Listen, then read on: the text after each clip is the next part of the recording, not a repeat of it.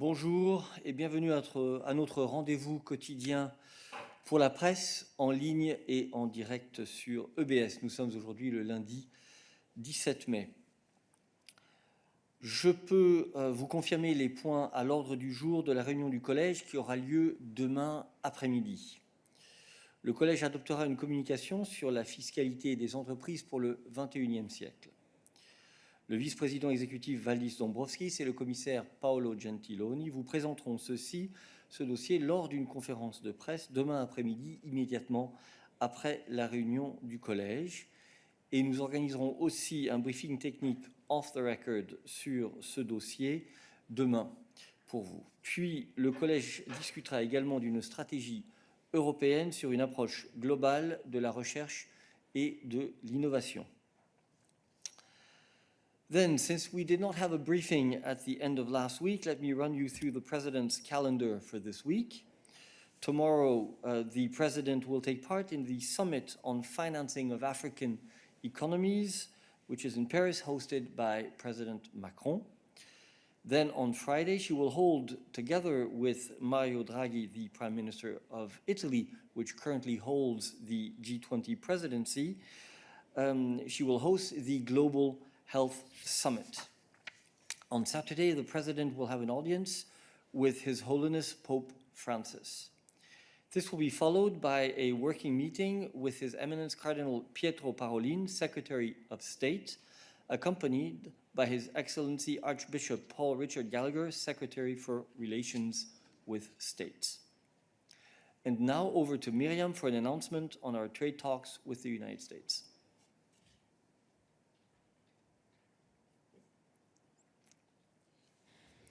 European Commission Executive Vice President Valdis Dombrovskis, United States Trade Representative Catherine Tai, and U.S. Secretary of Commerce Gina M. Raimondo announced today the start of discussions to address global steel and aluminum excess capacity and preserve our critical industries.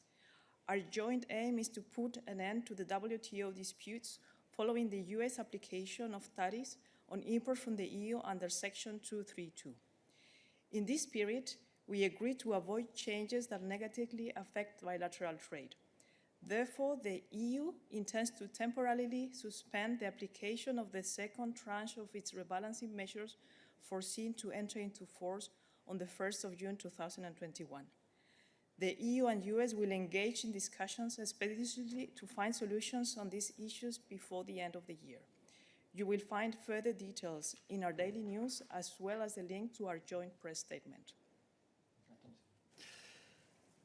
Merci beaucoup Myriam. Puis permettez-moi encore de vous rappeler qu'aujourd'hui et demain, une réunion du Conseil des ministres de l'Éducation, de la Jeunesse, de la Culture et des Sports se déroule à Bruxelles.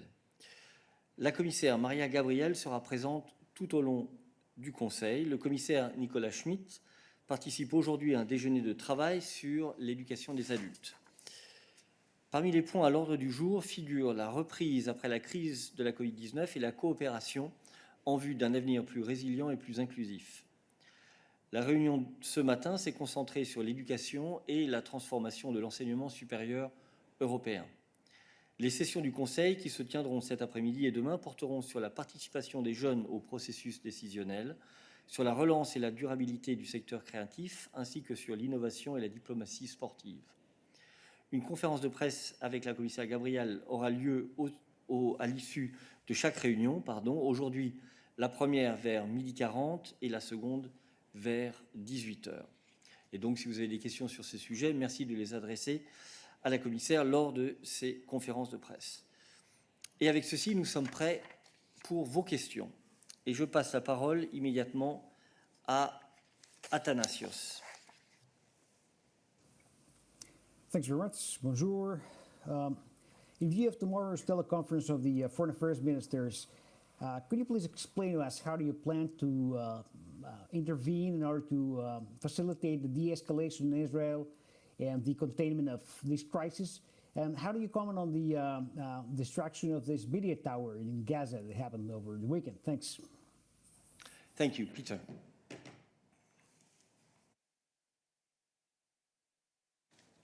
Good afternoon. Thank you, Athanasios. Well, this will be exactly, on your first question, this will be exactly discussed by the foreign ministers of the European Union. The High Representative has called, in light of the extremely worrying violence and escalation of violence in Gaza, around Gaza, in Israel and occupied Palestinian territory, for extraordinary meeting of foreign ministers to discuss exactly how best the EU can contribute to diffusing the tensions, stop the escalation, and stop the ongoing violence. So the ministers and the discussion should give an answer to your first question: how do EU wants to proceed now? The EU actually, represented by the High Representative and also through individual bilateral contacts of member states, is already engaged since the violence erupted on last week. The High Representative Borrell was in frequent contacts with his counterparts, both from the EU member states and in the region, with the sole objective to make sure that the violence stops, that the civilians are not dying, that the civilians are actually protected, and that there are talks to solve not only the current crisis, but also the underlying causes, the root causes of the current escalation. And could you just remind me the second question was? Reaction to the bombing of the tower. Yeah. Well, you know, the value and the importance the EU is attaching to the work of media.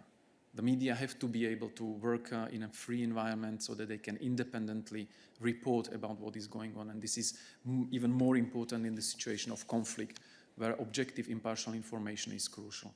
So in this sense, I can only say that the destruction of media offices in Gaza is extremely worrying. And the safety and security of journalists and all their colleagues, the press people, is essential. And I can only repeat that independent reporting, especially in situations of conflict and especially from areas of conflict, is indispensable. Thank you.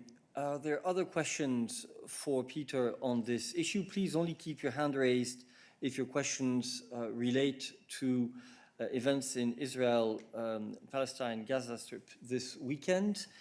Mose.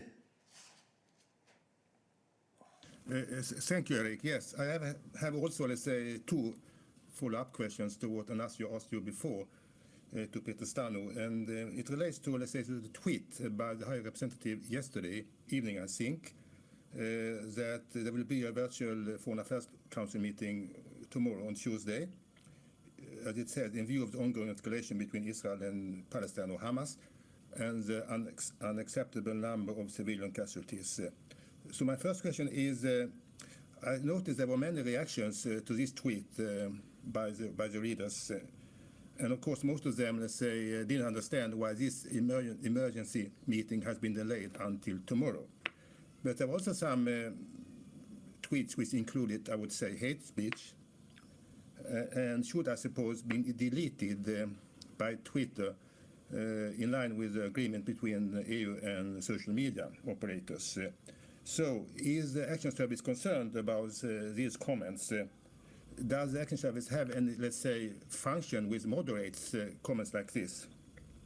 And is it really common, let's say, for the Action Service to announce Foreign Affairs Council meetings on Twitter? And secondly, and of course, the whole world and also EU is condemning the indiscriminate launching of rockets against Israel's civilian targets. But the High Representative also, of course, expressed concerns about disproportionate responses. And that brings me to my second question, Peter. I wonder if the Action Service has an opinion or expects that some kind of balance, let's say, in the civilian casualties on both sides.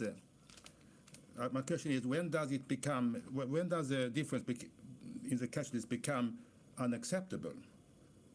Is used as a kind of moral argument about which side is to be blamed for the escalation of violence. Thank you. Thank you, Mose. I believe you had more than two questions, but Peter has noted them down. Go ahead. I'll try it. So I hope I will be tackling everything what you said. So first of all, it's not that the meeting of the foreign ministers was delayed. I mean, it was called at the earliest available opportunity. You know that we had a regular FAC on last Monday. where the situation, especially in East Jerusalem, was discussed, because at that time there was still no this escalation in and around Gaza. But when things escalated, immediately the European Union, its diplomacy, be it the High Representative, our delegations on the ground, or the individual member states of the EU, got into work and reached out to partners in order to see how we can diffuse, how we can contribute to stopping this very dangerous and worrying escalation of violence, which unfortunately brings further destruction on both sides, and toll of human life. And the casualties are unacceptable. I mean, even one person killed is unacceptable. Even one human life lost is unacceptable. That's why all the efforts are focused on stopping the violence, de-escalating, and finding a sustainable solution also to the underlying causes which are behind this recent confrontation. It's not the first confrontation of this kind. The extent is different, of course, right now. So it's not a delayed meeting. It was called as soon as it was obvious that it will be possible for all the ministers to participate. So I think it's extraordinary meeting of the ministers by video conference. And as I said, given the circumstances, it was called for very quickly. On the Twitter discussions, you know, like Twitter is a free space basically, so people can say whatever they want in their reactions and in their comments. I don't think the EAS has means to influence what people write, so that would be maybe something for Twitter. But of course, we are aware what is the attitude, or what is the opinion of our public, the public in the European member states, and that's why the representatives of the European public, the ministers of foreign affairs in this case, are trying very hard to deal with the situation and find a best possible contribution by the EU to de-escalate and to stop the violence. And I think that's it. I can only repeat that, of course, I mean, the casualties are unacceptable. Every single life, human life lost is a tragedy, and it's unacceptable. And our effort is to contribute with our efforts, diplomatic efforts first of all, working with partners to stop the escalation, to stop the violence, because the only ones who are paying the highest price for it are mostly civilians on both sides. Thank you. I believe on your question related to the comments on the Twitter account, comments which I have not seen, but you know, the proposals and the legislation, the proposals that have been made by the Commission, and the legislation which is already in place. This is more a file which is followed by Johannes, so you can get in touch with him directly to get answers on these questions. I pass the floor to Nawab.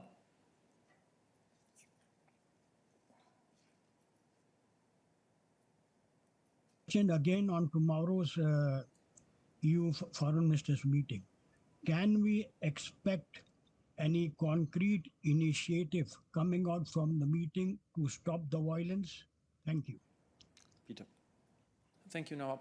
I'm not going to preempt the discussions by the ministers, but exactly, I mean, this was one of the questions or one of the issues why the meeting was called, to see how the European Union collectively as one body, as united body, can contribute and make appropriate contribution to all the efforts which are ongoing internationally to stop the violence, to contribute to the escalation, and to, if possible, restart the meaningful process that would tackle also the root causes. That means return to the Middle Eastern peace process, because only in direct negotiations between Israelis and Palestinians, the issue can be solved, and new escalation can be prevented, because this escalation is being fueled also by the fact that there is a long-lasting conflict that hasn't been solved until today. So let's wait until the discussion by the ministers. You will be informed about the content and possible conclusions of or results of the discussion by the High Representative at the press conference after that. So let's wait and see. But I can repeat and recall that the EU is very clear in what is the priority. The priority is to stop the violence, to de-escalate, to prevent further loss of life, to protect civilians, and to find sustainable solutions to the underlying causes of the current situation and to the root causes of all the conflict and tension. Salam. Hi, actually I have two questions. first one, in first three statements by the EU, you considered Sheikh Jarrah neighborhood as an occupied area, and the evacuation its residents violates the international law. Don't you think that these incidents deserve imposing sanctions over Israel, whether it's individual or on the government itself? And it might be more fruitful, actually, than the diplomatic efforts that Israel doesn't respond to until now. Your efforts, actually. And even you condemned the missiles by Hamas, but you didn't condemn attacking and bombing the UN schools in Gaza. So what is your position about this, and what are we waiting from the meeting of the foreign ministers tomorrow? And I have another question, actually. It's I know it's about social media, but at the same time it's about the freedom of speech, actually, which Benny Gantz, the Minister of Defense of Israel, trying to do actually on social media by his meeting with directors from Facebook and TikTok, actually, that he asked to delete posts, all posts that are talking about what is happening in the occupied territories. Don't you think that this is a violation of freedom of expression? It's according to the EU values I'm talking now. Thank you. Peter. Thank you, Salam. On the expectations from the FAC, I was just explaining previously that the aim is to discuss and to see what the EU can do, how we can best contribute to the solution of the situation, the escalation, and stopping the violence. On the issue of sanctions, I think the position of the European Union on settlements in general and on evictions is very well known. We have been repeating it all the time. Settlements are illegal from our point of view. They are not in line with the international law. They are preventing the feasible and viable two-state solution. The evictions we have condemned repeatedly. We were calling also for reviews or rethinking of the decisions regarding the evictions. And what is the priority right now is really, we see a worrying escalation of violence with increasing cost of human lives, mostly innocent civilians. So the priority now is to stop this, to stop the escalation so that there is no more destruction, no more people dying, and that the meaningful political process, the dialogue, can resume. This is the priority. Sanctions, you know the policy of the EU when it comes to sanctions. Sanctions are not a policy. Sanctions are an instrument when everything else fails. And sanctions are agreed by the member states by unanimity. At this stage, no one, as far as I'm aware, in the current discussions brought up the issue of sanctions on the table. So let's not jump ahead. Let's focus on trying to diffuse the situation, trying to solve the situation through normal diplomatic and political means. On the freedom of speech, I'm not aware about the meeting you were mentioning, so I don't know what was said in that meeting. And again, it's not up to us to comment the content or presumed content of discussions between companies, be it social platforms or even media, and representatives of third countries. I can only recall what is important for the European Union, and that's the fact that the media should be able to operate in a safe environment, independently, freely. Their security needs to be ensured, and independent reporting from areas of conflict, especially from areas of conflict, is very important for the world public opinion. Salam, you have a follow-up? Just it's a quick follow-up, actually. You already imposed sanctions on Myanmar or on Russia, for example, for Alexei Navalny, even for Ukraine. And now nothing for Palestine and civilian people, actually. Don't you think that this is a double standard for the EU values regarding its foreign relations? Thank you. Thanks, Salam. I can only repeat that the EU sanctions are not a policy, they are an instrument. And this instrument is applied whenever there is a consensus of all 27 member states that we are going to use this instrument, and defining and agreeing by unanimity against whom we are going to use this instrument. In the current situation, all the discussions right now are urgently focused on the main priority, and the main priority in the current situation in this specific context is to stop the bloodshed, stop the escalation of the violence, and resuming diplomatic political talks to solve the issues and its underlying causes. Thank you. Noureddin. Bonjour Eric, bonjour Peter. Je vais poser mes questions en français si tu veux bien, mais tu pourrais éventuellement répondre en anglais si jamais cela te convient. Dans les réactions de la présidente Mme von der Leyen et Monsieur le haut représentant, que ce soit les communiqués ou dans les tweets, il est évidemment question de droit des Israéliens de se défendre, ce qui est légitime pour eux. Par contre, il n'y a dans ces communiqués ou ces tweets, rien n'a été mentionné sur le droit des Palestiniens à se défendre. Ce ne sont pas les Palestiniens qui essayent d'envahir les maisons des Israéliens à Chercharah, c'est le contraire. C'est la police israélienne, l'extrême droite israélienne qui a envahi l'esplanade de la mosquée, voire rentrer à l'intérieur d'un lieu saint. Ce n'est pas les Palestiniens qui occupent Israël, c'est plutôt l'inverse. Ce qui fait ma question est, les Palestiniens n'ont-ils pas le droit de se défendre? C'est un droit légitime, quasi naturel.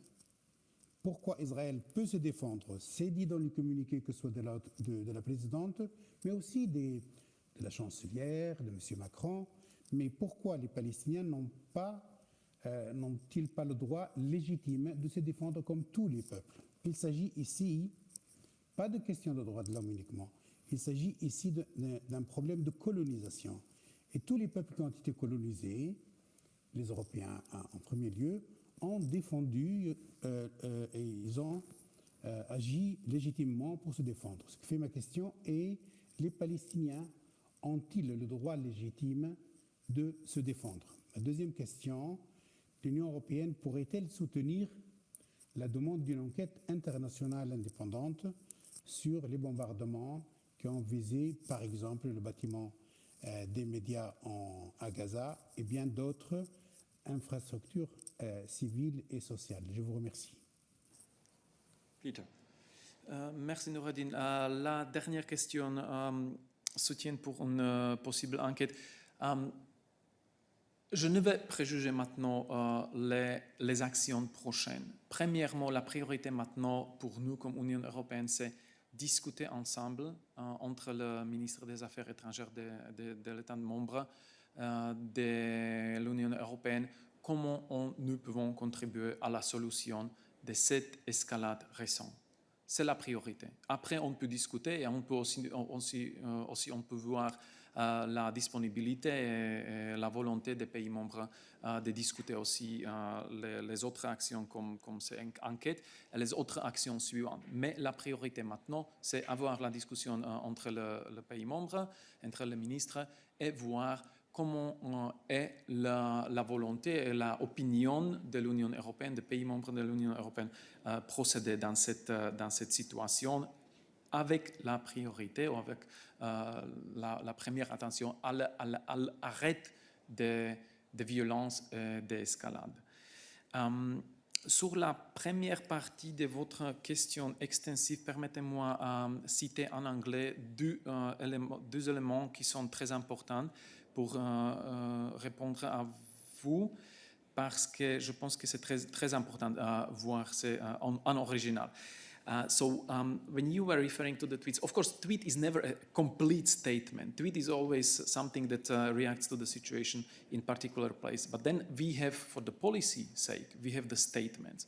So I would refer you to the statement by the High Representative from Wednesday and then from end of last week when he was recalling his contacts and his messaging. And there, now I will quote, I mean, one of the messages he was conveying was that both Israelis and Palestinians alike have the right to live in safety, security, freedom, and democracy.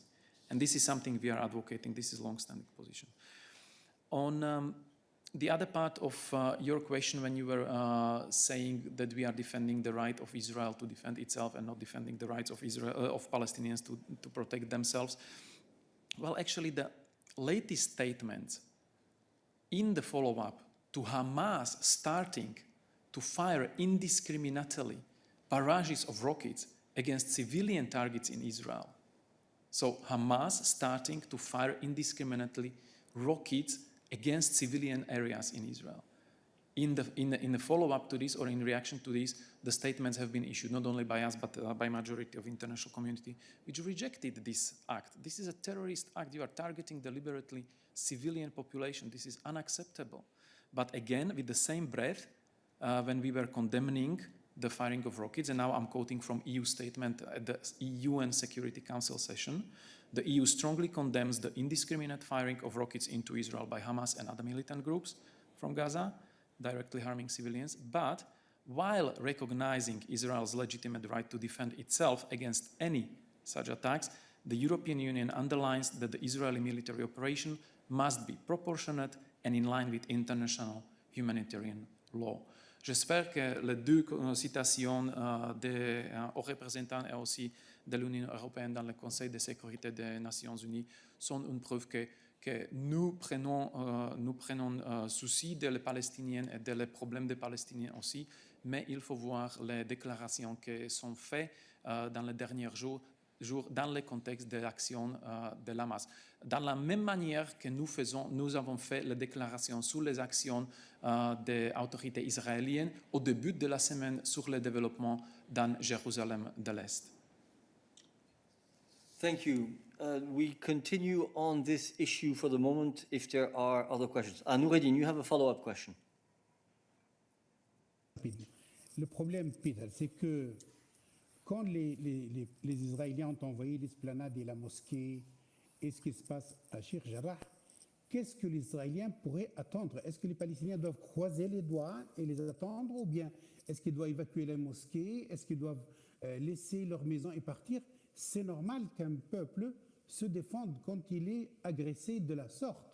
Ce ne sont pas ce sont des gens qui priaient qui ont été agressés. Ce sont des gens qui habitent là-bas depuis et dans les maisons qui sont plus anciennes que l'État d'Israël lui-même.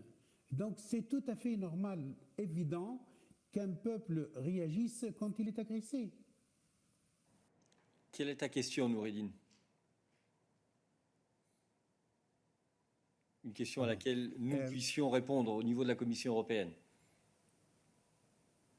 La question, c'est en fait une présentation des positions. C'est par exemple le Hamas qui a défendu, qui a attaqué les Israéliens.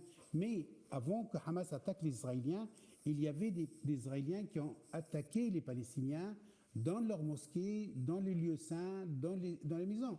Et c'est une étroite alliance entre l'extrême droite israélienne et l'armée israélienne et la police israélienne. Tout le monde a vu ça. Merci Noureddin, mais nous avons dit tout ça dans les déclarations au moment particulier. Et je voudrais répéter, il n'y a pas aucune excuse pour tirer les roquettes sans discrimination contre la population d'un autre côté. Ce n'est pas acceptable parce que cette tirade des roquettes, c'est une tirade sans discrimination. Donc, ce n'est pas acceptable simplement. Et oui, il y a beaucoup d'autres problèmes à Jérusalem de l'Est, à Sheikh Jarrah, mais c'est une raison pour nous soutenir tous les efforts pour renouveler les négociations, parce que seulement dans un processus de négociation, on peut trouver les solutions soutenables.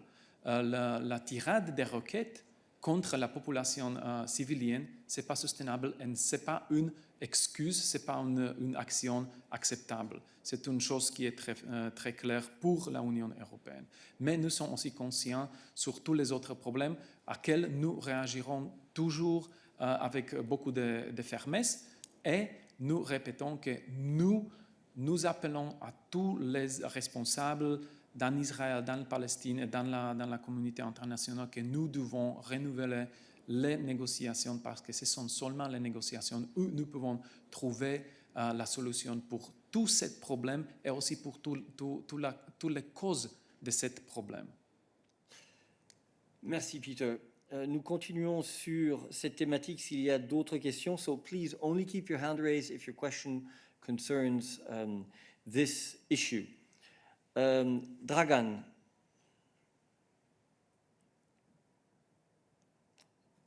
Decisions, but my question is on the tomorrow meeting. Mr. Borrell have organized with the leaders of Western Balkans. So may I raise a question or I have to wait? Please wait. Thank you very much. We will come to other foreign affairs issues after we have finalized the Q&A session on this particular issue. Catherine. Hello. Hi, Peter, you said that in response to an earlier question that, the EU will use the normal diplomatic means before resorting to anything else, such as sanctions. And yet, you've also told us that you have repeatedly made statements about illegal settlements, about the treatment of Palestinians in Israel who, for example, are excluded, or not granted building permits. It's a very tyrannical state, and yet there's no action has been taken that has any consequences for Israel. They haven't. When they have settled illegally, you've sent your statement out repeatedly when you said that you want a peaceful solution. Nothing has been done, and that's partly because there are absolutely no consequences. And while it might be difficult to get unanimity on sanctions, the EU does have an association agreement with Israel. And a part of that, the conditions of that, is observance of human rights and democracy, respect for human rights and democratic principles. These are not being respected. And what's happening at the moment has been described by Amnesty International as war crimes. So what is the point of those provisions in the association agreement if they have no consequences? Thank you. Peter. Thank you, Catherine. Well, any position of the European Union in the field of foreign policy or external affairs, as you know, is agreed by the member states by unanimity. And so is any possible action in this field. So if there is a willingness among all 27 member states to do something, to agree on some kind of action, it requires consensus, and then you can do effective follow-up. So what we have currently is the result of the ability of the EU to agree on either statements or follow-up steps in order to enforce our values, our positions, or our calls. Thank you. Rafaela, is it on this?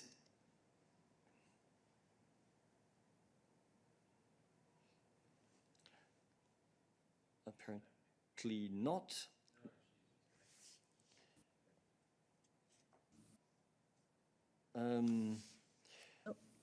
Rafaela, on this question.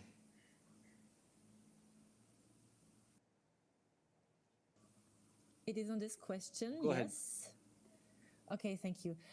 Peter, we've already been in contact, but may I once again ask the question? You mentioned several times now the EU's diplomatic effort. And in this light, how would the Commission assess the decision by the Austrian government to set up the Israeli flag in Vienna in the last days, especially as in Vienna, the anti-nuclear talks with Iran these days enter a quite crucial phase. Therefore, do you think the Austrian government actions do boost or harm your diplomatic efforts? Thank you. Peter. Thank you, Rafaela. Well, I don't really see the link between the two events you are mentioning. The ongoing talks regarding the nuclear agreement with Iran are talks among the participants of the JCPOA, and they chose Vienna as the place to do it. The JCPOA is not an accord that would have Austria as a part of it. So Austria is lending a place, a venue for these talks to be advanced, and there is absolutely no relation to the Middle Eastern conflict or to what we are seeing right now in and around Gaza and Israel. With the ongoing talks on JCPOA, which is one particular problem of Iranian nuclear program. And on Austria's decision to put one flag or another, it's not really up to the EU foreign policy to say or to comment decision by member states, governments, whether they are going to put up a flag or not. Thank you. Martin, I see that your question is not on this issue, so we will come back to it later. David, you have a question on this issue? Yes, thank you, Eric. David Price, Your Democracy. Peter, you mentioned that it's important to avoid escalation and to understand properly the origin of this present dispute. As I understand it from Israeli sources, it isn't the Israeli government which is evicting people from Jerusalem, but it's a civil dispute because people haven't paid the rent on property which is Jewish owned and was bought several decades ago, even before the Jordanian military occupation of Jerusalem. And this has gone through the courts. I'd just like to know if you're aware of the civil aspect of this, and this is not an Israeli government policy of eviction. And secondarily, the question of the rockets themselves seem to be of Iranian origin. And obviously there's a huge amount of Iranian activity in the Gaza Strip. I'm wondering whether this is going to be brought before the Iranian authorities and whether it will be brought up, in fact, in Vienna as that this warlike policy should be stopped. Peter. Thank you, David. Again, what is going on in Vienna right now are talks, diplomatic efforts at expert level to try to see how we can go back to the full delivery by the Iran nuclear deal. Iran nuclear deal is a deal about Iranian nuclear program. So what is tackled during these talks is how to return back to the full compliance with the provisions of this deal and how to ensure that the United States can rejoin the deal and lift the sanctions against Iran. The subject of these talks is Iranian nuclear program. It's not the situation in the Middle East, it's not the situation in Persian Gulf, it's not anything else but Iranian nuclear program. So it's just one topic. On the evictions and the civil procedures, court procedures you mentioned, of course we are aware of all the details and all the aspects of the ongoing issues. We have diplomats on the ground. We have representation by the European Union in Jerusalem. We have diplomats from member states. So this situation is followed very closely. So we have a huge amount of information about what is going on. And based on the information, based on the assessment of this information, we then formulate our positions and also our declarations, statements, and calls if necessary. So we are aware of this. But I can repeat again one more time that what we are seeing now, everything can be discussed in length and in depth for hours, days, weeks, and years even, as it has been until now. But it just proves that the problem lies further deeper. And the problem is the unsolved issue between the Israelis and Palestinians, which is flaring up time and time again in these kinds of problems, skirmishes, confrontations, and violence. That's why we are saying that the latest worrying, extremely worrying escalation of violence needs to stop. And once it stops, we need to see how the root causes can be tackled, because without tackling the root causes, there will be just repetition of the same situation. And again, the only ones who are going to pay for it are mostly innocent civilians on both sides of the conflict.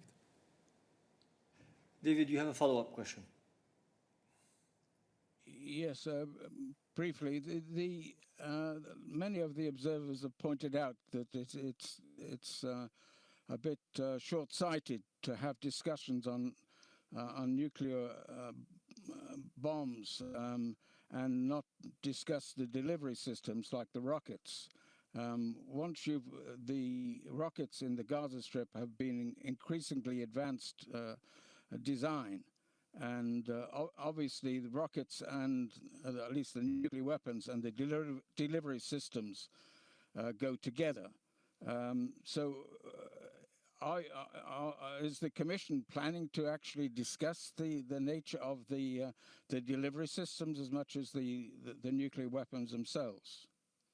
Peter. I guess by Commission you refer to Joint Commission, not to European Commission.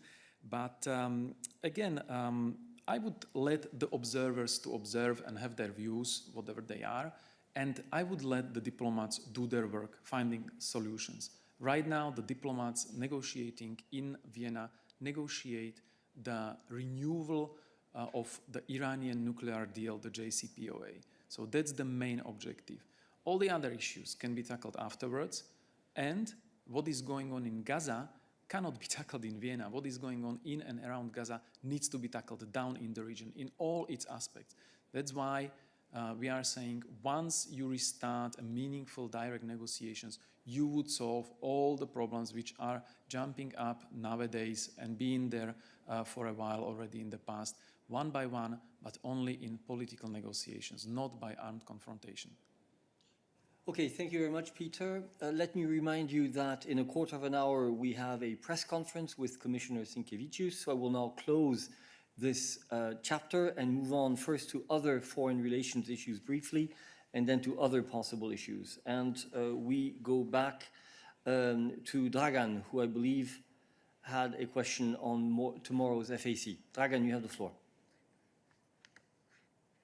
Is on the tomorrow meeting between High Representative Borrell and the leaders of the Western Balkans. And what exactly expects High Representative Borrell from the leaders of the Western Balkans, what he would like to hear from them regarding the situation that Mr. Borrell in the meeting with the foreign ministers described as a huge geopolitical problem. So what will be the message of the High Representative to the leaders of the Western Balkans, and what he expects exactly precisely from them? Thank you. Peter. Thank you, Dragan. Indeed, the message is already the meeting itself, that after a certain period of time when there were no such specific contacts, High Representative decided to renew this tradition, which was there in the past few years ago, to have regular encounters and meetings with partners from the Western Balkans region. This is a logical follow-up and consequence, by the way, also in the context of the discussion the foreign ministers had 1 week ago at the Foreign Affairs Council, when they were discussing the Western Balkans from more strategic and political point of view, not only from the point of view of enlargement, which is obvious the priority for them and for us, but also from wider angle. And the reason or the content or the aim, objective, if you want, of this encounter tomorrow evening is to really hear from the leaders of from Western Balkans how they see the political situation, how they see the political context, and to restart this more regular engagement on more broader issues than just the enlargement, on which we have regular contacts on many levels between the EU and the Western Balkans partners. So this is the objective of the dinner, and the expectation is that such exchanges will continue, and that they will add new, brighter stimulus or broader stimulus to the ongoing engagement we have with the Western Balkans. Thank you, Peter. Are there other questions on foreign affairs today? Yes, we have one from Martin. Martin, I don't know if your mic is working now.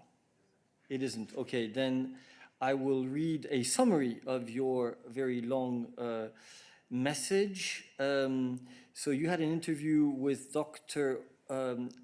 Abdul Karim Omar, the acting co-minister of the Foreign Relations Department of the Self-Government of North and East Syria, Rojava. He said that the NES region has problems with humanitarian help from the UN and the EU, and the WHO aid to fight against COVID-19 is given to the Syrian regime, not to the region. And he's also claiming that Turkey-backed radical Islam terrorists who are occupying the Kurdish band in Rojava and who are receiving help from the UN, the WHO, and the EU. Do you have any comments on where the EU billions are going that the EU is sending to help the NES Rojava region? So perhaps more question for Anna, Peter tells me. Hi, I think that the question was referring to humanitarian support. It's quite specific, so I think it would be probably best if we check this with our ECHO colleagues as well and get back after the midday. I think that from our side, maybe only just to recall that the EU does not work with or via the regime, and of course funds when it comes to humanitarian support are always channeled through international organizations and NGOs. But again, I think it would be better to double check this with our ECHO colleagues. Okay, thank you. So we will come back to you bilaterally on this, Martin. So I don't know if there are any other foreign affairs related questions. Matthijs. Yes, I have a question regarding Brexit, which is also foreign relations nowadays, I think. If I'm correct, last Saturday, deadline in the infringement procedure expired, so I was wondering what the next step will be, since I think there hasn't been a response by the UK government on this. Lord Frost wrote a piece for the Daily Mail in which he said the European Union needs to find rapidly new solutions for the Northern Ireland Protocol. So I was thinking what the Commission makes of that. Thank you. Indeed. So let's move to this particular aspect of foreign relations, which is dealt with by Dan. Hi, Matthias. I hope you can see me and I hope you can hear me. On your first question related to the letter of formal notice, indeed, we can confirm that the United Kingdom replied on the 14th of May to our letter of formal notice that we sent on the 15th of March. The next steps now are that we will assess the contents of the reply before deciding on next steps. On the second part of your question, let me start off by recalling what President von der Leyen said in the European Parliament a few weeks ago. She said that we need solutions, not soundbites, if we are to make the protocol work for the benefit of everybody in Northern Ireland. This is the commitment and responsibility we all took when we agreed to the protocol, and the EU is steadfast in its determination to make it work. Secondly, I would recall that the EU and the UK agreed just over a year ago, after extensive negotiations with, I would add, Prime Minister Boris Johnson and David Frost, that the protocol is the best way to protect peace and stability in Northern Ireland. It provides a solution in Northern Ireland to the problems created by Brexit and the type of Brexit that the current British government has chosen. If we are to achieve our goals, then we need to implement this agreement. This is a shared responsibility, and we expect the UK to uphold its political commitment. I would also add that every single step of the way, the EU has tried to enhance dialogue and to work constructively with the UK at both technical and political level to find solutions that are in line with the protocol. That's why we've been engaging intensively with our UK counterparts over the past couple of weeks. These exchanges have been constructive. We are making progress. And we will continue with this engagement to find solutions with the UK. The various unhelpful comments in the press will not prevent us from doing so. Our focus now is on making the protocol work for the people of Northern Ireland and across the island of Ireland. Only joint solutions that are agreed in the joint bodies established by the withdrawal agreement can provide the stability and the predictability that people, and importantly that businesses in Northern Ireland, need if they are to take advantage of the opportunities of the protocol. Finally, I would just recall again that Vice President Šefčovič remains committed to engaging with stakeholders in Northern Ireland, jointly with Lord Frost, to listen to their concerns and to see what can be done. Thank you. Thank you very much. Are there other questions on EU-UK relations? That is not the case, so I go back to Tommaso. Yes, good morning. Thank you for giving me the floor. I don't know if it is, there are two questions. I don't know if they are for Peter or for Stefan, because it's foreign affairs, but also health issues. It's just because Science published a letter by 18, if I'm not mistaken on the number, renowned and serious virologists, epidemiologists, mainly from the US. They advocate, they call for a new mission to China to assess the origins of the pandemic of COVID-19, and particularly they lament the fact that the previous mission didn't give balanced consideration to the hypothesis that the virus might have escaped from a laboratory in Wuhan, which was previously a conspiracy theory, but now they are pretty serious people. I just wonder if the European Commission has anything to say about this, because the previous mission was, at least insufficient, because the collection of the samples was a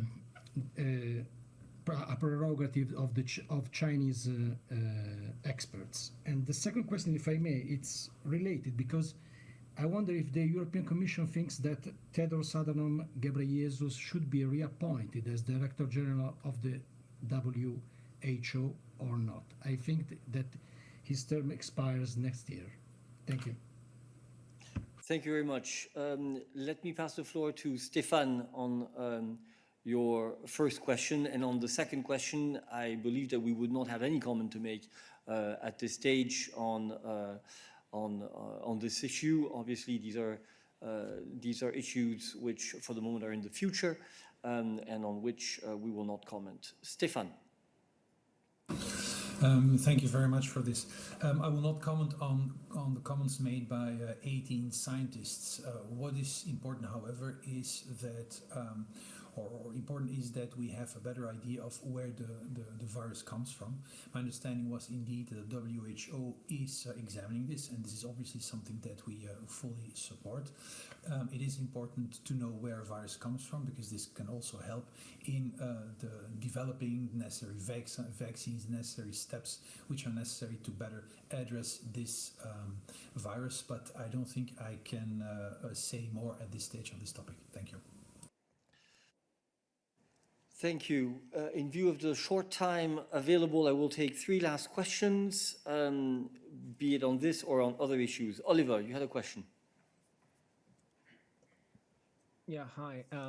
Yeah, it's on migration and asylum and the your proposal for this Asylum and Migration Pact. Our colleague Nikolai Nielsen reported about the goings-ons in the council, and apparently there's not too much appetite in the council for your proposal. If I were a bit malicious, I would even argue it's dead in the water. There are several questions that are open and are being raised by the member states. First of all, these 8 months period for the, what is it called, the return sponsorship. When does that start to count? Secondly, what happens if a member state, which after these 8 months then is supposed to take care of basically the sponsor of a person who can't get asylum in Europe, can't be sent back to his country? What does the sponsor do with that person if it is impossible to send them back? And do you think that in light of the resistance in the council that we've seen here, based on the documents the EU Observer is reporting about, your proposal has any fighting chance of seeing the day of light? Thank you. Thank you. Now, Adalbert is represented by Christian today. I'm not sure that he will be able to answer your detailed questions immediately, in which case we will come back to you, but I pass him the floor. Yeah, look, so I will not go into the more detailed question, which I really would have to check, to be honest, with colleagues, but I can give you a bit a general state of play of how we see it, where we stand with the pact. I mean, the pact is based on extensive consultations with all member states and stakeholders. The proposals are shaped by the lessons of the past and by an acknowledgement that migration affects each and every member state, albeit in different ways. A new system is needed to manage the interdependence between member states' policies and decisions, and to offer a proper response to the opportunities and challenges of migration. An effective migration management system needs to be capable of addressing irregular migration flows in normal times, including by addressing search and rescue situations in times of pressure and in times of crisis. It needs to allow for the necessary protection space for refugees, including through resettlement, and it must encompass avenues for legal migration. So it's important to have a comprehensive approach. We welcome that member states, as well as the European Parliament, are engaging constructively with the Commission's proposals and encourage them both to work together to find solutions and a way forward. The Commission will continue supporting the co-legislators in advancing on this important work. Constructive discussions on the pact took place with member states at the video conference in March of Home Affairs Ministers, at the Council between Foreign and Home Affairs Ministers on 15th March, and the next Home Affairs Council is planned for 7th to 8th June. Thank you, Christian. Oliver, more generally, of course, discussions on such an issue are never going to be easy. It's obvious that in view of the sensitivity of the issue, of the difficulty of the underlying questions that need to be solved. This is a file which is going to require a lot of discussion between all of the parties concerned. But it's not because there are obviously lots of discussions that we will in any way give up on this file. On the contrary, we will continue to push because Europe deserves and Europe needs a system that works and that takes into account all of the different interests at play here. And therefore, you can trust the European Commission to continue pushing for an agreement on this file in the weeks to come. Okay, we will take one last question, and it goes to Sarah-Anne. Thank you very much. My question is really about the EU-US tariff truce. In particular, what are the concrete next steps in negotiations and de-escalations? What is the deadline for the suspension? Will it be for the next 6 months or until the end of 2021? And finally, what does this mean for EU-US relations going forward? Is this the start of something new? Thanks. Thank you. Yeah. Yes, thank you. So indeed, the EU can grant a suspension for a maximum period of 6 months. We will discuss now with the member states to adopt the decision, and it will be entering into force immediately through an implementing regulation. Then, through this decision, we create space to negotiate with the US. So our intention now is to engage with the US to find permanent solutions to the problems of overcapacity, and then this would lead to the suspension of the remaining tariffs that were put in place already in 2018. Thank you very much. All right, this brings us to the end of this midday briefing, but stay tuned now for the press conference by Commissioner Sinkevičius. Thank you very much. See you tomorrow for the college readout.